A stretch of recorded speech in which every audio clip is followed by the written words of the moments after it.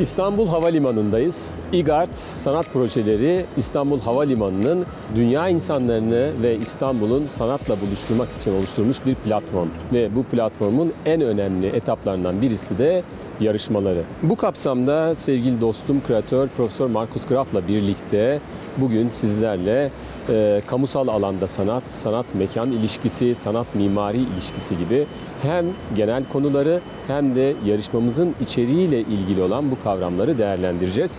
Evet sevgili Markus, kamusal alanda sanat dedik, sanat eseri mekan ilişkisi dedik. Bu konularda neler söylemek istersin?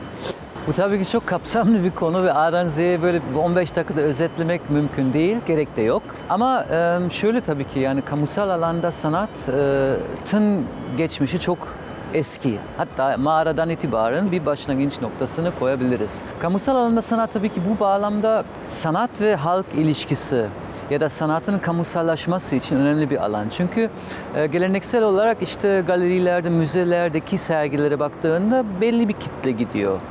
Ama kamusal alana çıktığında hakikaten yaş olsun, sınıf olsun yani her türlü insanlarla berabersin ve bu bağlamda otomatik olarak daha direkt ve daha samimi bir ilişki, bazen daha tartışmalı bir ilişki ortaya çıktığını görüyoruz.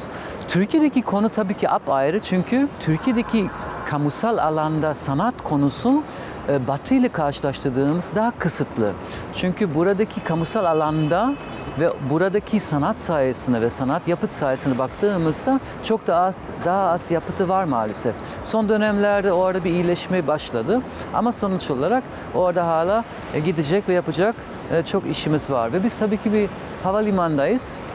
Yani bu viyadük altında metronun girişinde, çıkışındayız ve dolayısıyla buradaki proje alanımıza baktığımızda aslında bir nevi tam bir kamusal alanın altındayız. Tabii burada mimari de işin içerisine giriyor. Çünkü kamusal alan dediğimiz yer açık alan da olabilir. Dolayısıyla burada bir mimari yapı var. Dolayısıyla mimari ve sanat ilişkisini de burada bir değerlendirmek gerekiyor. Bence o konuda belki şeyi de tartışabiliriz. Yani kamusal alanda ya da mimarlık ya da mimari yapı ve sanat ilişkisine baktığımızda tabii ki biz zaman ama daha önemlisi mekana has olan yapıtlardan bahsediyoruz. Biraz ondan bahsedelim. Tabii hani orada şimdi mimarinin kendisinin bir sanatla olan ilişkisi var. O ayrı bir konu. Ama mimariyle yani yapıyla sanat eserinin ilişkisi ise başka bir şey. Orada tabii ki o yapıyla olan o eserin ilişkisi uyum ve uyumsuzluk üzerine kurulu. Yani oradaki bütün mesele yapıtın izleyiciyle kurmuş olduğu ilişki. O bir sürpriz mi yaratıyor? Yoksa orasıyla o kadar uyum içerisinde ki kendini saklıyor mu? Bunlar tercih edilebilir şeyler tabii ki. Yani sanatçının aslında kendi yaratıcı dünyasıyla ilintili şeyler.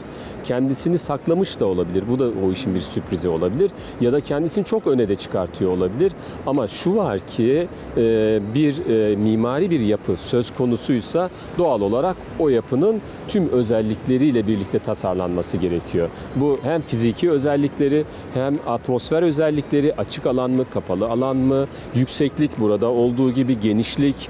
Dolayısıyla bu ölçekleri tasarlayıp onun içerisine o yapıtı yerleştirmek sadece yapıtın kendi tekstürü, dokusuyla onu değerlendirmekten farklı bir şey olduğunu düşünüyorum. Yani mimarlığa bağlı olan ya da onunla ilişkili olan bir sanat yapıtı hem bu binanın somut ve fiziki parametrelere bağlı hem de tabii ki bu binanın kimliği. Ve bu bağlamda şey aklıma geldi. Hatırlıyorsun biz buradaki İstanbul Havalimanı'ndayız ve yani İGART bir sanat kurumu olarak İGA'nın içinde yer alan bir kurum olarak hatırlıyor musun?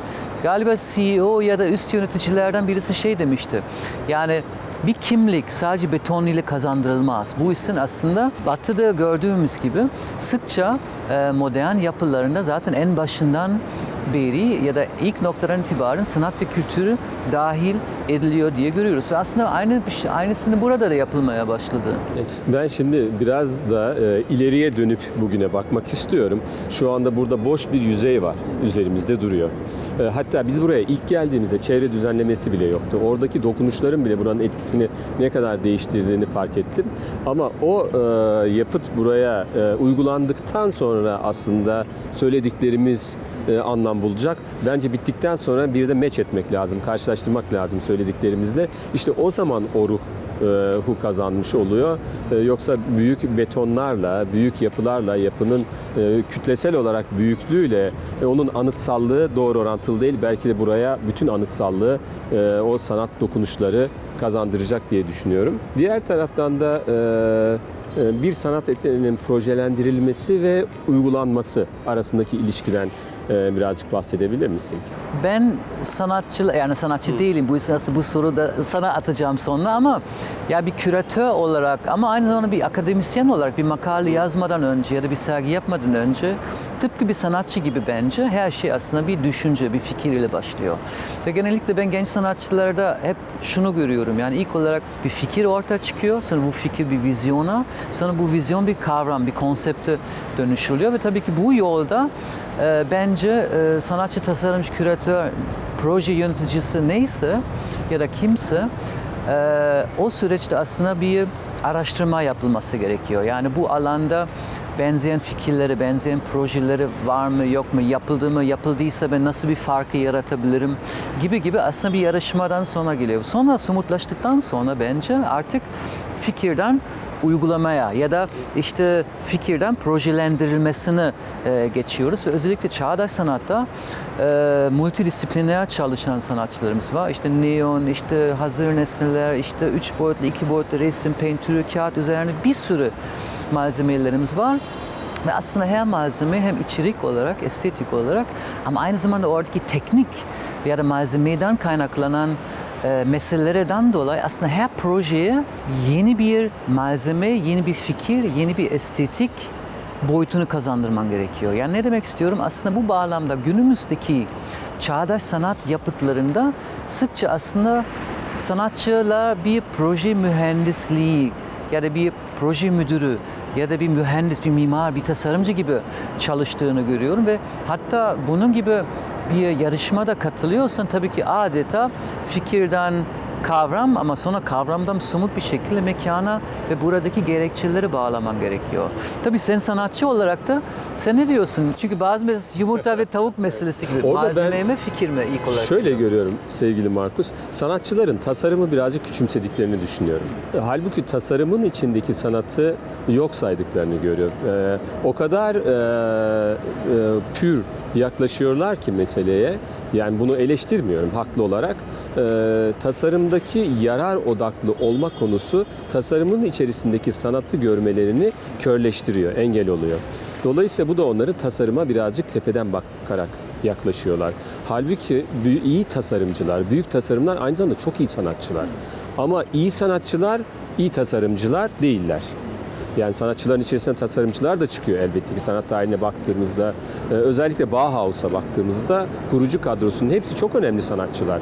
Dolayısıyla sanatçılar işte tasarımcı gibi düşünmeye başladıklarında projelendirme, mutfaktaki yani atölyelerindeki refleksleri, mekana yaklaşımlarının değiştiğini görüyorlar. Sanki bir yere bir iş ya da bir proje çalışırken kendi sanat anlayışının ya da üslubunun dışında hareket etmek onun sanatına olan bir ihanetmiş gibi algılıyor. Veyahut da onun güvenli alanından dışarıya çıkmak istemiyor.